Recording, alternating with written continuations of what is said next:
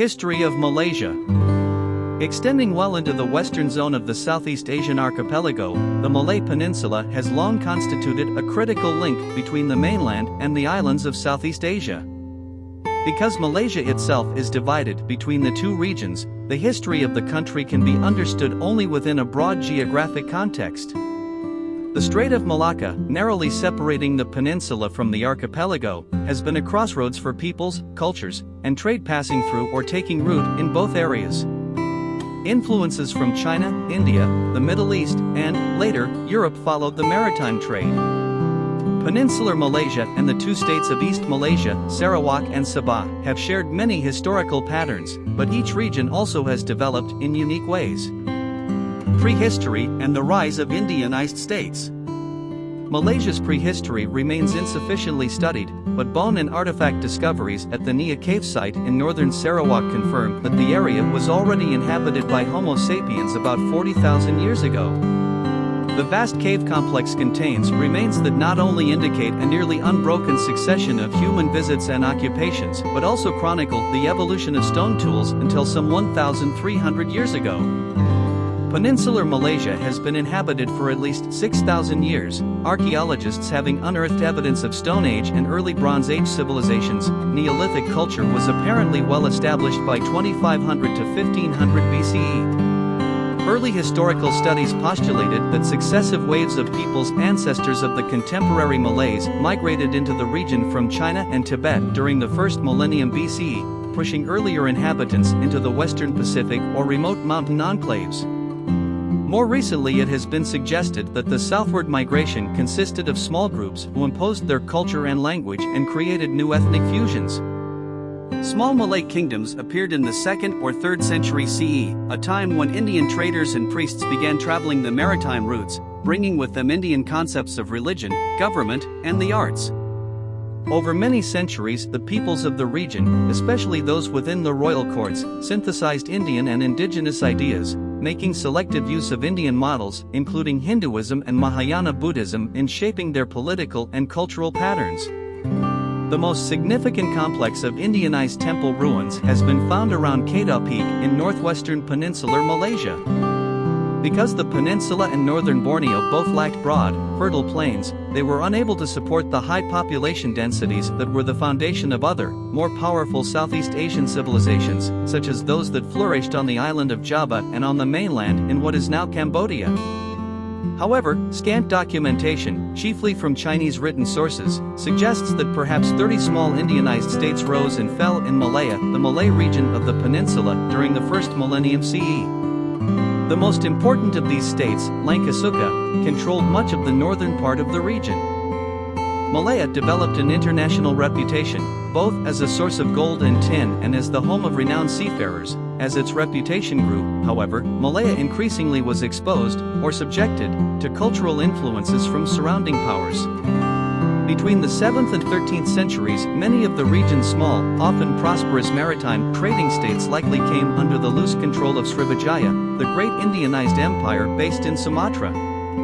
At various times, other Indianized powers of Southeast Asia, including the Khmer, Cambodian empire based at Angkor, the Thai kingdom of Ayutthaya, and the Majapahit empire centered in eastern Java, also claimed suzerainty in the region.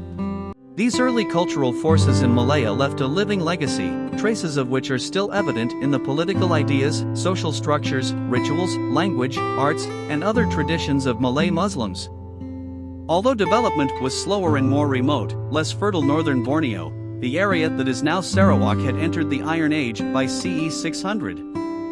Archaeological excavations in the Sarawak River Delta have revealed much evidence not only of early ironworking but also of extensive trade with China and the Southeast Asian mainland. The local peoples offered edible birds' nests, rhinoceros horns, hornbill ivory, from the cask atop the bird's beak, camphor, spices, wood, and other goods in exchange for Chinese ceramics, metal, and probably clothing. Meanwhile, Neolithic boat builders along the east coast of present-day Sabah were involved in extensive interregional trade. The maritime peoples of the area called the territory the land below the wind because it lay south of the tropical cyclone, typhoon, belt. The advent of Islam. From the 13th through the 17th century, Sunni Islam, carried chiefly by Arab and Indian merchants, spread widely through peninsular and insular Southeast Asia.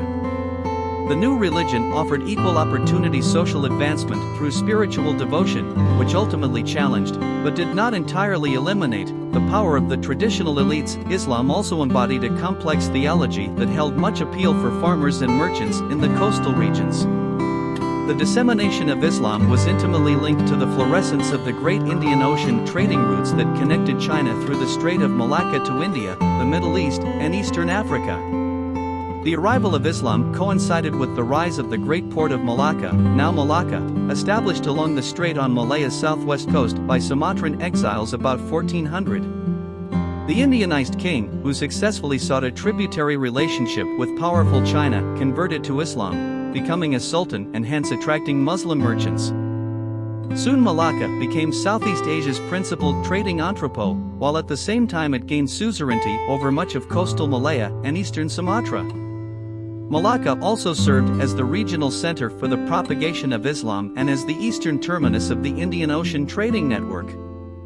Indonesian spices, Malayan gold, and Chinese silks and tea all passed through Malacca on their way to South Asia, the Middle East, and, ultimately, Europe.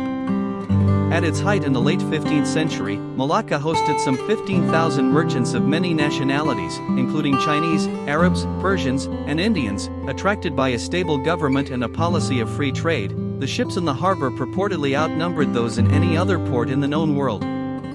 The Chinese admiral Zhang He called at the port several times in the first decades of the 15th century as part of the great naval expeditions of the Ming dynasty to the western Indian Ocean.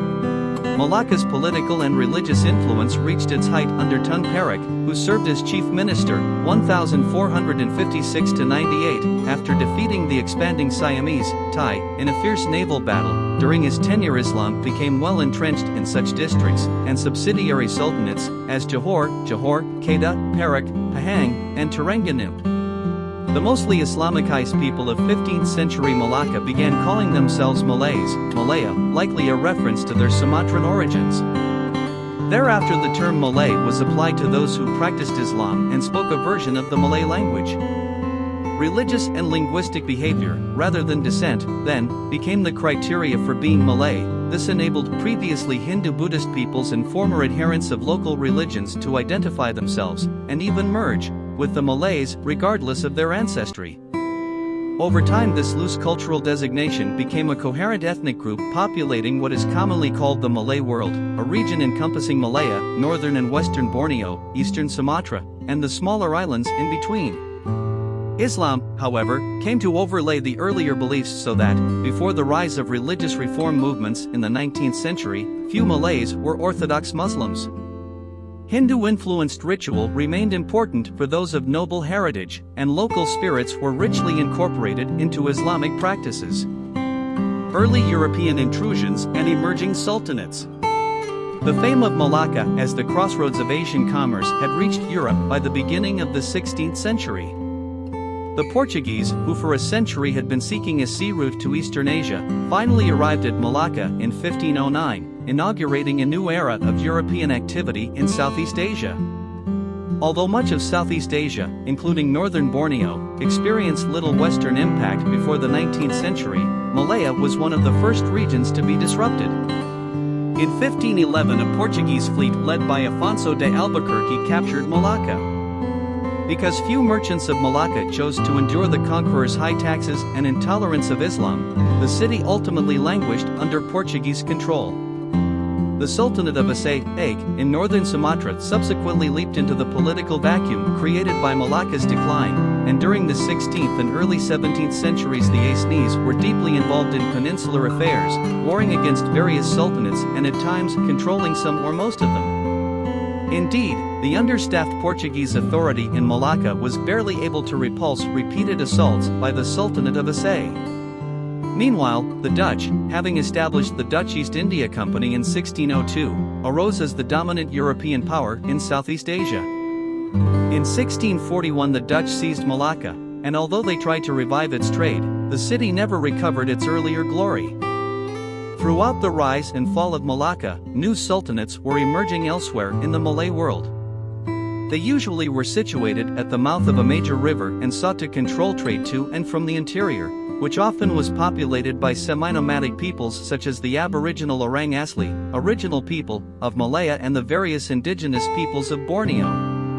Younger sultanates such as Riau Johor and Kedah, both on the peninsula, and Brunei, on Borneo's northern coast, took over some of the trading functions of Malacca and flourished for several centuries. Islam reached other areas of northern Borneo in the 15th and 16th centuries. Many coastal peoples converted, but most of the inhabitants of the interior continued to practice local religions well into the 20th century. Malay political control spread, with the Brunei sultans laying claim to much of what are today's Sarawak and Sabah, although their actual powers seldom reached much beyond the coastal zone. Attempts by Brunei to control the interior often failed, especially after the aggressive Iban Si Dayak people commenced their migrations into present-day Sarawak from western Borneo, 16th through 18th centuries. The Siamese came to control some of the northern Malay sultanates, and the southernmost part of present-day Thailand still has a predominantly Malay Muslim population. The Malay sultanates included many, often feuding chiefdoms. Consequently, wars within and between the sultanates erupted from time to time. From the Europeans' perspective, the sultanate system, with its hierarchical but fluctuating spheres of influence over mobile populations, was politically unstable. During the 17th century, many Minangkabau people migrated from western Sumatra into southwestern Malaya, bringing with them a matrilineal socio-cultural system by which property and authority descended through the female side. They elected their chiefs from among eligible aristocratic candidates, a model that has been incorporated into contemporary Malaysia's selection of a king. Later, the Minangkabau formed a confederation of 9 small states, Negeri Sembilan. The political pluralism of Malaya in the 18th century also facilitated large-scale penetration of the peninsula by Buginese people from southwestern Celebes, Sulawesi, a large island to the southeast of Borneo that is now part of Indonesia. With a well-earned reputation as maritime traders, Buginese immigrants established the Sultanate of Selangor on the west coast of Malaya in the mid-1700s. To the southeast, they gained prominence in the Sultanate of Johor, which, at the tip of the peninsula, was a prosperous trading entrepot that attracted Asian and European merchants. Despite continuous movement of peoples from the archipelago into the area, Malaya and northern Borneo remained sparsely populated into the early 19th century. Many present-day Malays are descendants of immigrants from elsewhere in archipelagic Southeast Asia who arrived after 1800. Indeed, immigrants from Java, Celebes, and Sumatra demonstrated a tendency to assimilate to the existing Malay community over time, a process that steadily accelerated with the rise of Malay nationalism and vernacular education in the 1930s. Some of the traditions brought by Minangkabau, Javanese, and other immigrants are still practiced in districts where they settled, contributing to the many regional variations of Malay culture and language. Malaya and northern Borneo under British control. Malaya. Except for Malacca, Western influence was negligible in Malaya and northern Borneo until the late 18th century, when Britain became interested in the area. The British sought a source for goods to be sold in China, and in 1786 the British East India Company acquired the island of Penang, Pulau Pinang, off Malaya's northwest coast, from the Sultan of Kedah. The island soon became a major trading entrepot with a chiefly Chinese population. British Representative Sir Stamford Raffles occupied the island of Singapore off the southern tip of the peninsula in 1819 and acquired trading rights in 1824. A strategic location at the southern end of the Strait of Malacca and a fine harbour made Singapore the centre for Britain's economic and political thrust in the peninsula. The British attracted Chinese immigrants to the sparsely populated island, and soon the mainly Chinese port became the region's dominant city and a major base for Chinese economic activity in Southeast Asia. By then the predominant industrial capitalist power in Europe, Britain next obtained Malacca from the Dutch in 1824 and thereafter governed the 3 major ports of the Strait of Malacca, Penang, Malacca, and Singapore, which collectively were called the Strait Settlements. The British Colonial Office took direct control in 1867. With the opening in 1869 of the Suez Canal, which provided a dramatically shorter maritime route between Europe and Southeast Asia, the full effect of European technological development swept over the region. The feuding Malay states were little prepared for the political ramifications of increased European commercial activity, with the exception of Johor, which was led by the strong, shrewd, and progressive Sultan Abu Bakar. The other state administrations generally were weak and failed to cope with their mounting problems, including the steady immigration of Chinese. By the early 19th century, the Chinese, who were being driven to emigrate by increasing poverty and instability in their homeland, began settling in large numbers in the sultanates along the peninsula's west coast, where they cooperated with local Malay rulers to mine tin. The Chinese organized themselves into tightly knit communities and formed alliances with competing Malay chiefs, and Chinese factions fought wars with each other for control of minerals. Chinese settlers also established towns such as Kuala Lumpur and Ipoh, which later grew into major cities. The Chinese and Malays increasingly became entrenched in an inadequately integrated socio-political structure that continually generated friction between the two communities. British investors were soon attracted to Malaya's potential mineral wealth, but they were concerned about the political unrest. As a result, by the 1870s, local British officials began to intervene in the internal affairs of various Malayan sultanates, establishing political influence, sometimes by force or the threat of force, through a system of British residents, advisors. Initial intervention was crude and incompetent. The first British resident to Perak was murdered by Malays outraged by his assertive actions. Gradually, the British refined their techniques and appointed more able representatives. Notable among these was Sir Frank Swettenham, who in 1896 became the first resident general of a Malay federation of Perak, Selangor, Negeri Sembilan, and Pahang, with Kuala Lumpur as the capital. By 1909, the British had pressured Siam, now Thailand, into transferring sovereignty over the northern Malay states of Kedah, Terengganu, Kelantan, and Perlis. Johor was compelled to accept a British resident in 1914. These 5 sultanates remained outside the Malay Federation, however. Britain had now achieved formal or informal colonial control over 9 sultanates, but it pledged not to interfere in matters of religion, customs, or the symbolic political role of the sultans. The various states kept their separate identities but were increasingly integrated to form British Malaya. Sarawak. Sarawak also entered a new historical era when the English adventurer James, later Sir James, Brooke helped the Sultan of Brunei suppress a local revolt by several Iban groups that, theoretically, were under the Sultanate's control. In gratitude, the Sultan of Brunei appointed Brooke Raja, governor of the Sarawak River Basin in 1841. Brooke inaugurated not only a new form of imperial endeavor but also a century of rule by successive generations of a remarkable English family, a dynasty known as the Brooke Raj. As traditional Bornean rulers, generally benevolent autocrats, and cautious modernizers, the Brookes viewed themselves as protectors of Sarawak's people.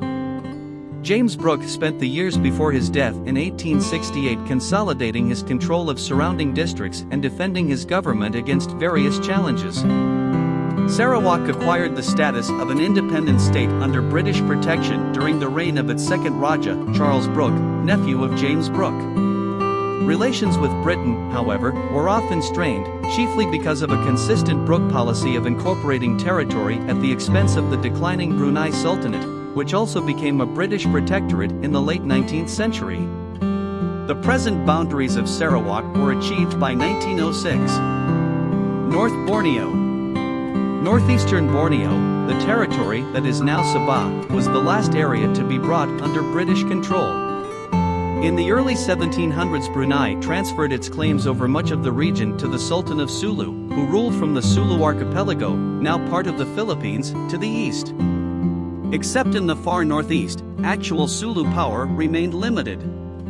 Occasional local resistance to Brunei or Sulu influence, as well as extensive coastal raiding and confusion of suzerainty, invited Western interest beginning in the 18th century. Despite short-lived American activity in the 1860s, British power proved most decisive. By 1846, the British had already acquired the offshore island of Labuan from Brunei. They gained a toehold in northeastern Borneo proper in 1872, when British merchant William Cowie founded an east coast settlement at Sandakan on lease from Sulu.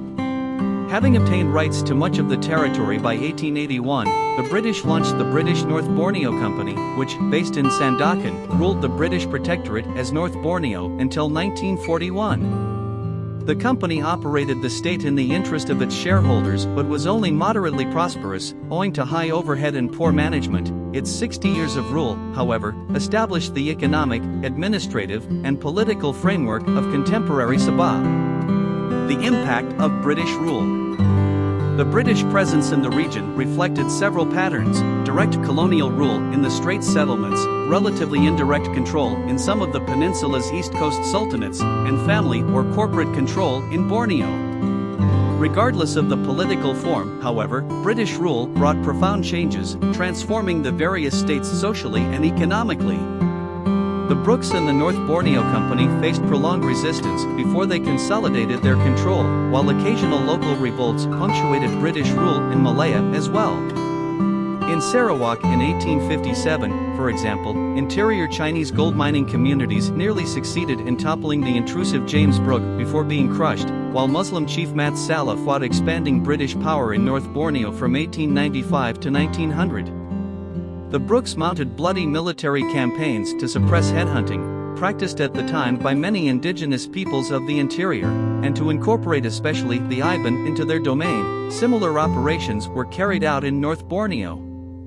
Those who resisted British annexation or policies were portrayed by the British authorities as treacherous, reactionary rebels. Many of the same figures, however, were later hailed in Malaysia as nationalist heroes. The British administration eventually achieved peace and security. In Malaya, the Malay sultans retained their symbolic status at the apex of an aristocratic social system, although they lost some of their political authority and independence.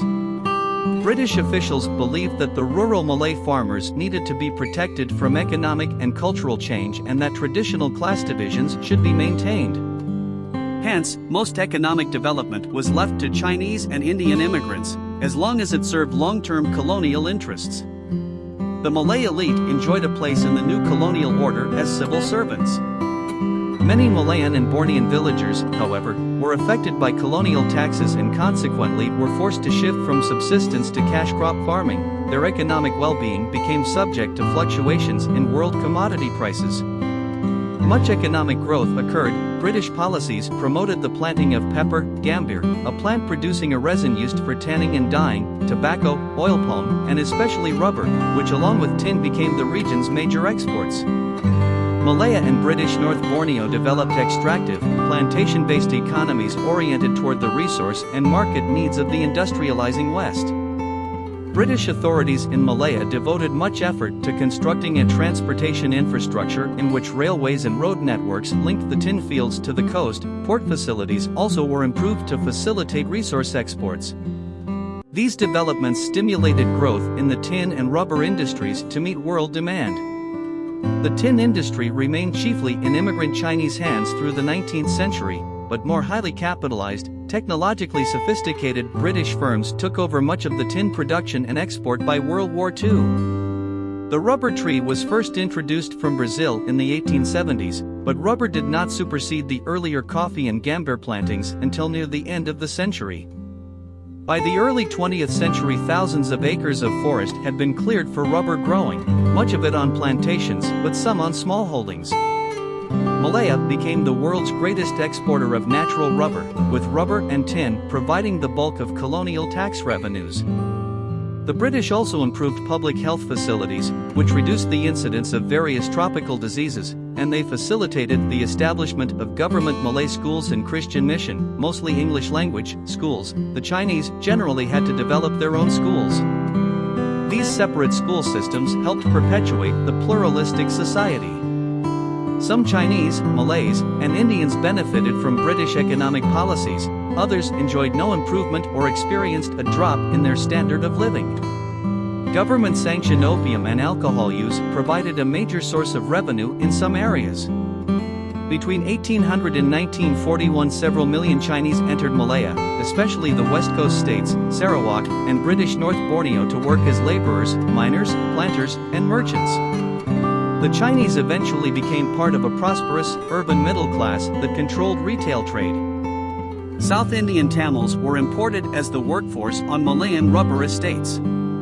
At the turn of the 19th century, Malays accounted for the vast majority of Malaya's residents, but the influx of immigrants over the subsequent decades significantly eroded that majority. A compartmentalized society developed on the peninsula, and colonial authorities skillfully utilized divide and rule tactics to maintain their control. With most Malays in villages, Chinese in towns, and Indians on plantations, the various ethnic groups basically lived in their own neighborhoods, followed different occupations, practiced their own religions, spoke their own languages, operated their own schools, and, later, formed their own political organizations.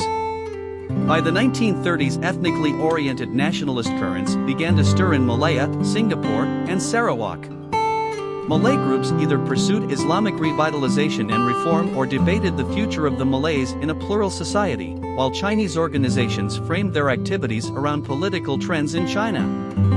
The Borneo states experienced many of the same changes. Sir Charles Brooke, 2nd Raja of Sarawak, passed the state on to his son, Charles Vyner de Wintbrook, in 1917. Vyner Brooke reigned until 1946, furthering the pattern of personal rule established by his father and by his great-uncle, Sir James Brooke. Economic incentives attracted Chinese immigrants, and by 1939 the Chinese accounted for about 1/4 of the state's population. Similar to Malaya, Sarawak became ethnically, occupationally, and socially segmented, with most Malays in government or fishing, most Chinese in trade, labor, or cash crop farming, and most Iban in the police force or shifting cultivation. Gambir and pepper were planted, with Sarawak emerging as the major world supplier of the latter crop. Later, rubber became dominant, and a petroleum industry developed. Most cash crop agriculture remained in smallholdings rather than in the plantations that were characteristic elsewhere. Christian missionary activity in church, Chinese, and Malay schools also generated sociocultural change. In the 1930s, ethnic consciousness rose among both the Chinese and the Malay communities as Vyner Brooke's personal rule began to erode. The North Borneo Company operated differently from the Brookes in that it concentrated on developing an extractive economy for the benefit of its shareholders, based mostly on western-owned tobacco and rubber estates and forest exploitation. Like the Brookes, however, the company created a single state out of many local societies and tolerated little open political activity. Christian missions facilitated change among non-Muslims. Significantly, immigrant Chinese and Indonesians also diversified the population through their employment as plantation workers. Political transformation. The occupation of Malaya and Borneo by Japan, 1942–45, during World War II generated tremendous changes in those territories. Their economies were disrupted, and communal tensions were exacerbated because Malays and Chinese reacted differently to Japanese control. The Japanese desperately needed access to the natural resources of Southeast Asia. They invaded Malaya in December 1941, having neutralized American military power in Hawaii through the Pearl Harbor attack and in the Philippines through attacks on Manila. Shortly thereafter, the Japanese controlled the peninsula, Singapore, and Borneo. Pro-communist, predominantly Chinese guerrillas waged resistance in Malaya, and a brief Chinese-led revolt also erupted in North Borneo. In many places, increasing politicization and conflict within and among ethnic groups developed as a result of economic hardship and selective repression. In northern Borneo, the rule of the Brookes and of the North Borneo Company was permanently undermined, while in Malaya the Chinese and Malays also realized that British domination was not everlasting. Nonetheless, most people welcomed the Japanese defeat in 1945. After the end of the war, Sarawak and North Borneo, both of which had been British protectorates until the Japanese occupation, became British Crown colonies. Sarawak, however, faced a turbulent political situation. Many Malays opposed the termination of Brooke rule and Sarawak's cession to Britain, and the resulting socio-political divisions persisted for years. With the establishment of the British North Borneo colony, the capital was moved from Sandakan to Jesselton, now Kota Kinabalu.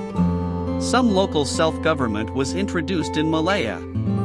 The major catalyst of political organization, however, was a British proposal to form a single Malayan union, incorporating all the Malayan territories except Singapore, that would diminish state autonomy and accord equal political and citizenship rights to non-Malays.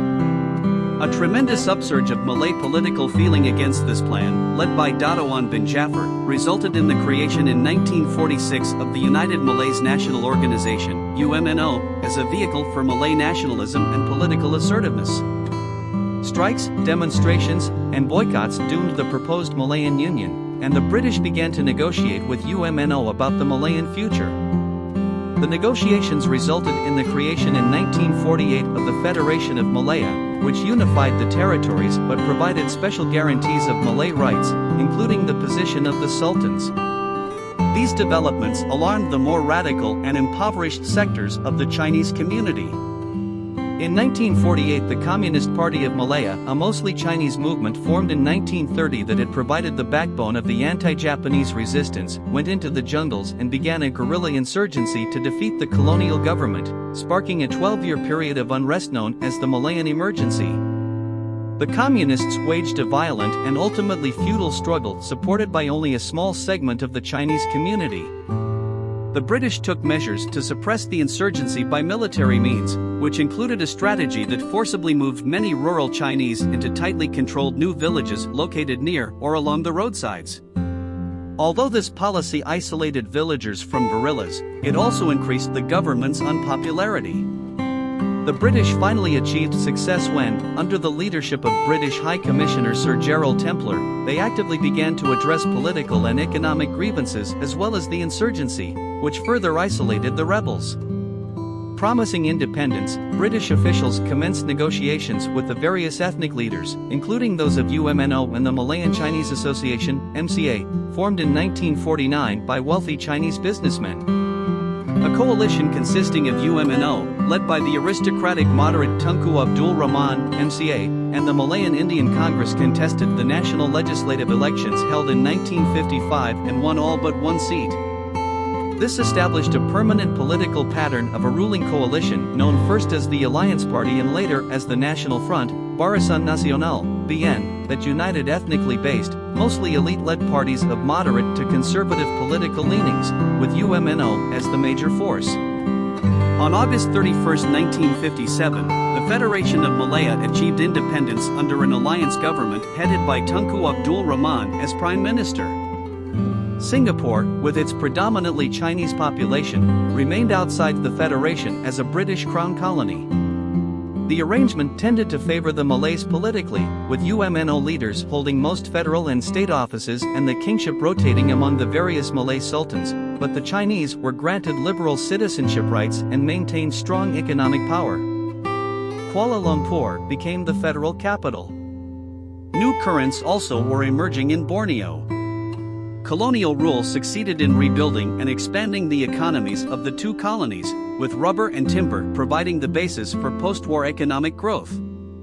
Health and education facilities slowly reached beyond the towns. Political consciousness began to spread as elections were held for local councils. During the 1950s, the Kadazan community, stimulated particularly by the development of radio broadcasting and newspapers, became involved in North Borneo politics, while Chinese and Malay leaders formed Sarawak's first political parties, some espousing multi-ethnic identities in expectation of independence. Political activity accelerated with the mooting in 1961 of the proposal by Malayan and British officials for a federated state that would include Malaya, Sarawak, North Borneo, Brunei, and Singapore. New parties formed in North Borneo representing the Kadazan, Chinese, and various Muslim communities.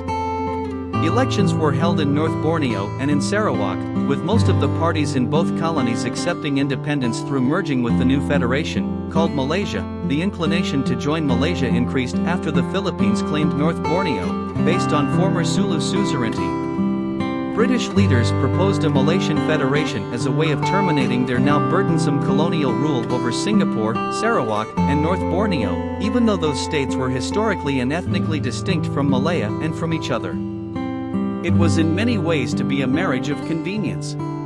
Malaya was closely linked economically with bustling Singapore, and the Malays felt a kinship to the various Muslim groups in Borneo. Tunku Abdul Rahman believed the Federation could defuse potential leftist Chinese activity while balancing the Chinese majority in Singapore with the non-Chinese majorities of the Borneo states. Malaya already contained a Chinese minority of nearly 40%, with Malays barely in the majority there. Hence, on September 16, 1963, the Federation of Malaysia was formed, with North Borneo renamed Sabah and Sarawak constituting East Malaysia. Brunei, which had been invited to join, chose to remain a British protectorate and later became independent as a small, oil-rich Malay sultanate. Malaysia from independence to circa 2000. The new, hurriedly formed country faced many political problems, including a period of Indonesian military opposition that ended in 1966, sporadic communist insurgency in Sarawak, periodic disenchantment in East Malaysia over federal policies and the domination of Peninsular Malaysia, and the secession of Singapore from the Federation, at Malaysia's urging, in 1965. The latter event resulted from increasing friction between the mostly Malay federal leaders and the mostly Chinese state leaders, especially Singapore's independent-minded Chief Minister, Lee Kuan Yew, who disagreed on national goals. Under Lee's autocratic direction and unconventional economic policies, Singapore became a highly prosperous but tightly controlled country, and relations with Malaysia gradually improved. Both countries became founding members of the Association of Southeast Asian Nations, ASEAN, in 1967.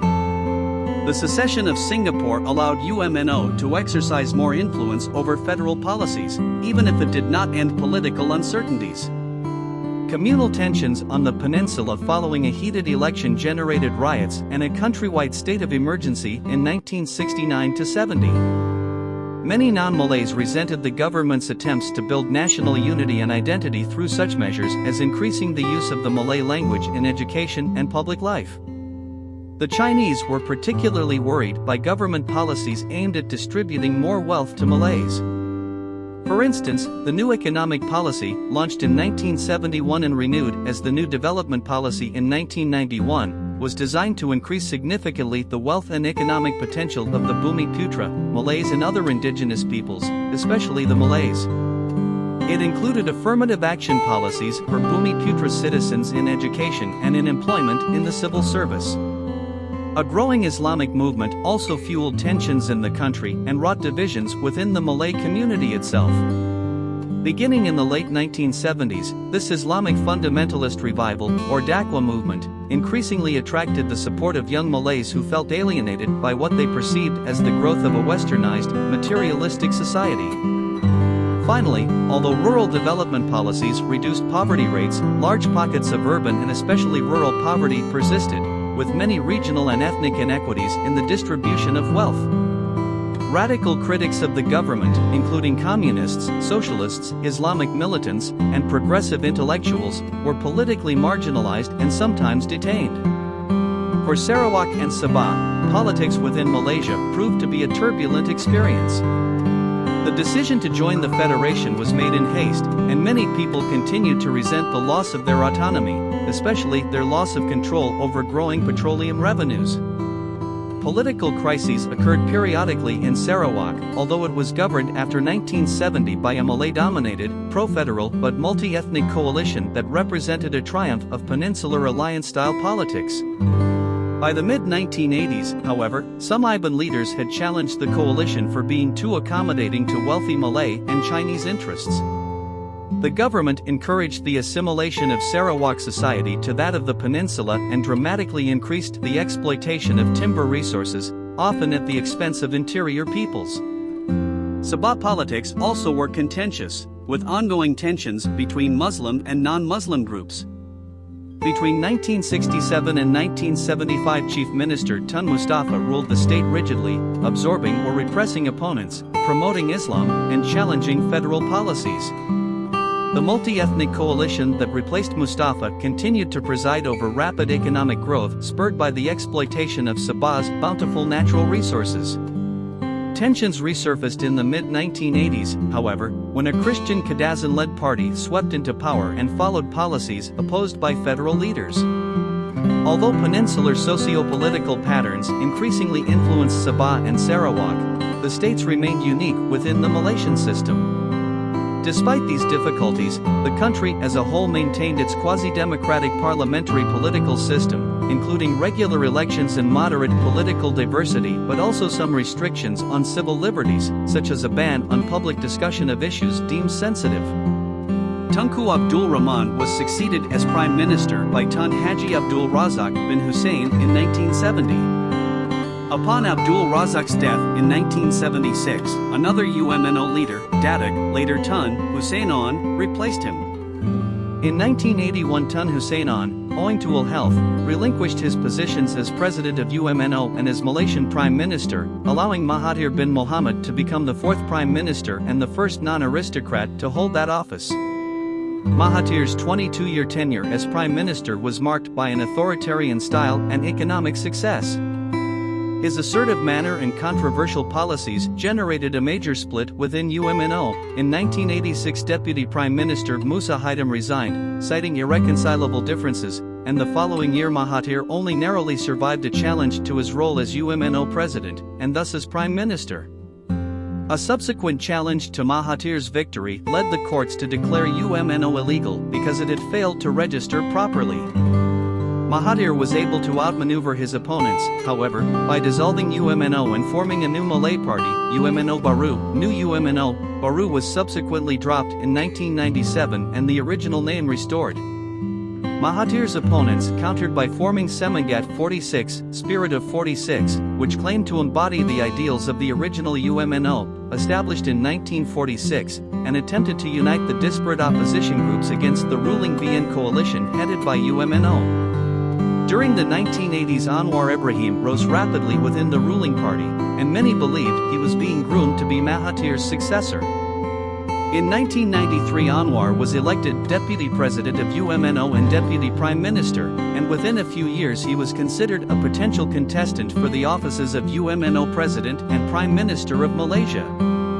In 1997, the country faced a severe economic downturn, and Mahathir and Anwar, who also served as the country's finance minister, differed over the economic prescriptions necessary to rescue the economy.